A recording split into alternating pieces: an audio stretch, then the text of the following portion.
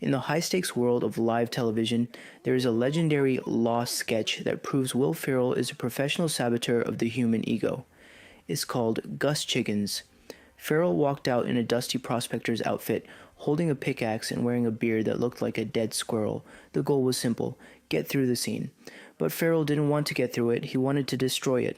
He began screaming nonsense about peaches and cream in a voice that sounded like a blender full of gravel.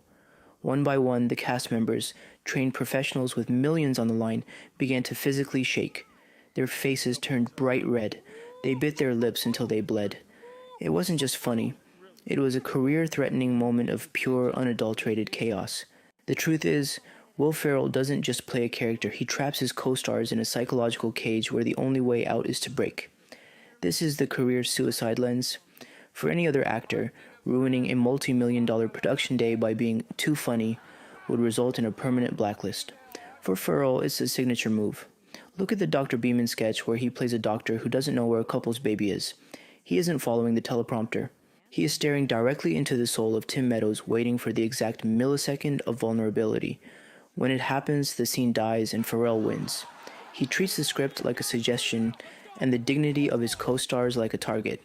I am leaving breadcrumbs of truth about the behind-the-scenes madness that dictates who survives a Ferrell movie. Subscribe to follow the trail. The physical reality of these sets is far from glamorous.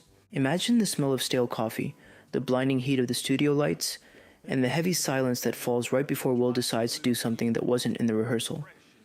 In Anchorman, during the legendary Afternoon Delight sequence, the actors weren't just singing, they were trying to survive the sheer absurdity of Ferrell's improvised vocal riffs. Paul Rudd's forehead was glistening with actual stress sweat. Steve Carell was staring at the floor to avoid eye contact. This is a statistical anomaly in the entertainment industry. Usually, the lead actor is the anchor that keeps the scene grounded. Ferrell is the iceberg. Follow the money through the massive budgets of movies like Step Brothers, and you will find thousands of dollars in wasted film caused by Ferrell's refusal to let a take end without a complete mental breakdown from his cast. It is a reckless, high-risk style of performance that would end anyone else's career, yet he uses it to cement his status as an untouchable force of nature.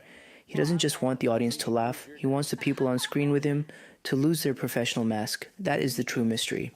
Why do the biggest stars in the world keep lining up to be humiliated by a man who might decide to spend an entire take screaming about a love toilet? The big picture is starting to emerge, but we've only just placed the first few pieces of the puzzle.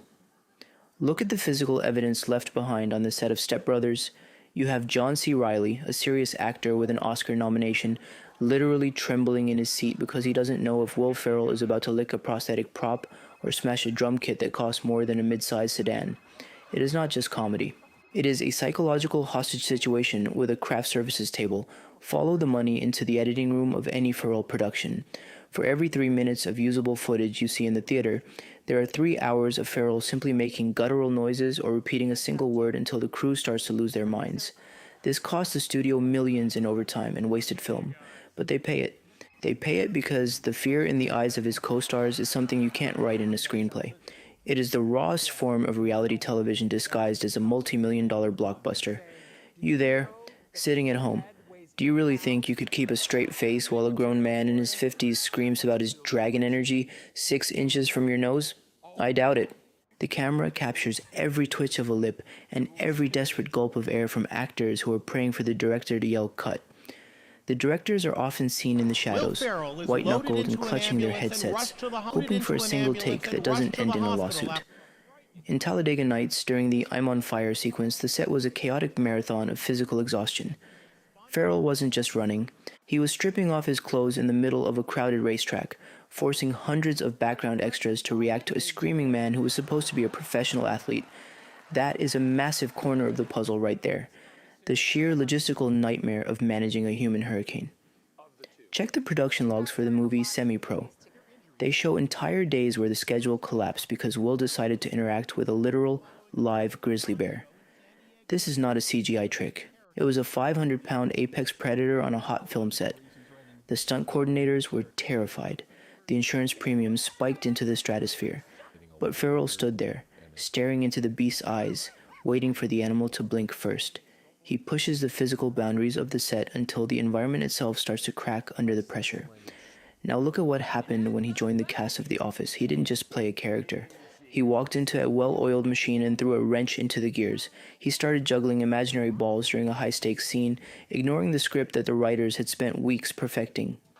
The look on the faces of the regular cast members wasn't a performance, it was pure, unadulterated confusion. They were looking for a life raft in a sea of total absurdity. Follow the money through his contract writers and you will find a recurring theme. He demands the freedom to fail.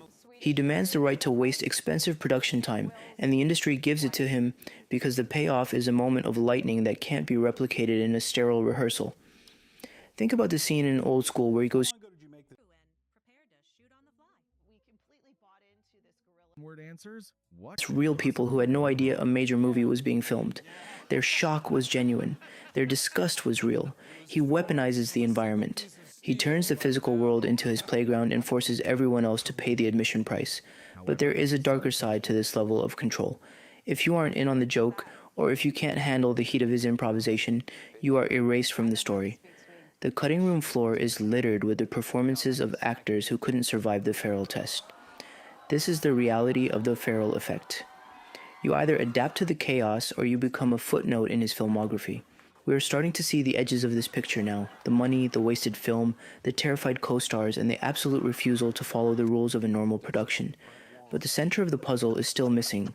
Why does a man who has everything continue to risk his physical safety and his professional reputation for a 3-second gag about a wooden toy? The answer is buried deeper in the contracts and the closed-door meetings that happen before the cameras even start rolling. Stick around, because the next piece of this puzzle is going to change the way you look at every comedy you've ever seen. Subscribe now if you want to see the full picture before the studio lawyers try to scrub this from the internet. The truth about the love toilet and the secret no-laugh clauses is coming up next. Look at the sweat on the back of the camera operator's neck. That's the smell of a Ferrell set. Pure, unfiltered tension. The truth is, those secret no-laugh clauses aren't about the audience at all, they are about the crew. On a Will Ferrell set, if you're a boom op or a grip and you let out a giggle during a take, you're often gone. He needs the silence to be heavy. He needs the room to feel like a funeral so he can be the only spark of life in it. Look at the way he handled the love toilet sketch on Saturday Night Live. Most actors would have played it with a wink and a nod to the camera, but Ferrell played it with the dead-eyed intensity of a Shakespearean tragedy. That is the jigsaw piece that everyone misses. He isn't trying to make you laugh in a traditional way. He is trying to see how long you can go without screaming. This obsession with the uncomfortable reached its absolute breaking point when he was offered $29 million to do Elf 2. $29 million for a sequel to a movie everyone loved. It was the safest bet in Hollywood history, but he said no. He didn't just walk away. He set the bridge on fire and watched it burn from the other side. People in the industry called it career suicide. His agents were sweating through their expensive suits, and the studios thought he had finally lost his mind. But the reality is that he knew the moment he played it safe, the Ferrell effect would die. He traded a massive guaranteed paycheck for the right to keep being the most unpredictable and dangerous man in the industry. If your curiosity is stronger than your fear, hit subscribe because we are diving even deeper into the secret bank accounts of the stars who threw it all away for one moment of truth. Ferrell didn't want the easy money. He wanted the power to make a movie like Land of the Lost, which was essentially a $100 million experiment in being intentionally annoying that nearly sank a major studio. He weaponized his own fame to force people to watch things they didn't even want to see just to prove he could. He showed the world that he could lose a studio of fortune and still walk onto the next set as the king of the mountain because no one else has the guts to be that reckless. Today, Will Ferrell stands as the only actor in the world who can look at a pile of $29 million and decide that a weird, unscripted joke about a wooden toy is worth more. He didn't just survive the fallout of his own choices, he built a kingdom out of the wreckage and left the industry wondering what he will break next. The check for Elf 2 is still sitting there, unsigned, as a permanent reminder that you can't buy a man who is willing to destroy his own career for a single awkward silence. The fallout from the Land of the Lost disaster would have ended any other career. The movie lost over $30 million and became a punchline for every late-night host in the country. But Ferrell didn't blink. He walked into the offices of Gary Sanchez Productions and doubled down on the weirdness. He produced Step Brothers, a movie about two 40-year-old men living with their parents, which sounded like another disaster on paper. Instead, it became a cult phenomenon that defines a generation. He wasn't looking for approval from the studios anymore. He was building an empire that focused on the exact type of humor that makes most people's skin crawl. You see the jigsaw pieces coming together now? The awkward silences, the rejected sequels, and the massive box office bombs weren't mistakes. They were the price of admission for total creative freedom. He proved that if you are willing to lose everything, they can't threaten you with anything.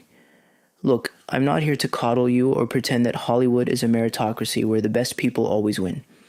It's a blood sport fueled by ego and cold hard cash. If you respect the fact that I'm giving you the raw, unfiltered truth about how these stars actually operate, then hit that subscribe button right now. Ferrell's real victory isn't the movies he made, but the ones he refused to touch. He looked at the most powerful executives in the world and told them their money wasn't good enough to buy his soul. Today, he's worth over $160 million, proving that being the most annoying man in the room is actually the most profitable business model in history. The ultimate proof of his power came when he finally cut ties with his longtime creative partner, Adam McKay, over a single casting choice for a basketball show. He chose his vision over a decades-long friendship without a second thought. That is the Ferrell effect in its final form. It is a total, unwavering commitment to the bit, no matter who gets hurt or how many millions are left on the table. He isn't just a comedian, he is the only man in Hollywood who realized that in a world full of people trying to be liked, the most powerful person is the one who doesn't care if you hate him. Will Ferrell didn't lose that $29 million? He paid it as a fee to never have to listen to a studio executive ever again. Ferrell's final play wasn't about being funny anymore. It was about ownership. He stopped being the talent and started being the house. When he walked away from Adam McKay, everyone in the industry thought he was committing professional suicide. They whispered that he had lost his touch, that his ego had finally eclipsed his talent. But they were